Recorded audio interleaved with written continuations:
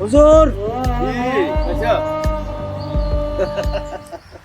রোজা রমজানের দিনে আমরা এগুলি কি নিছেন? আর ভাই সাহেব আমি তো আপনার কাছে রওনা হয়েছিলাম, যাক আপনি আসি গেছেন, আমার আর যাওয়া লাগতো না। আচ্ছা, ওই যে মাছ দিছিলেন যে সকালে, হ্যাঁ। তো ওই সবজি লুচি এই জন্য আর কি।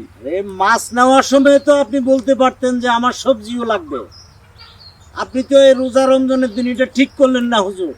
আরে আমি ঠিকই করছি, আমি যে তেল ভরা দিছিলাম আপনাকে, আমার তো হাদিয়াটা দেন না, তাই আমি এই সবজিটা নিয়ে গ্যাপটা ফিল আপ করছি।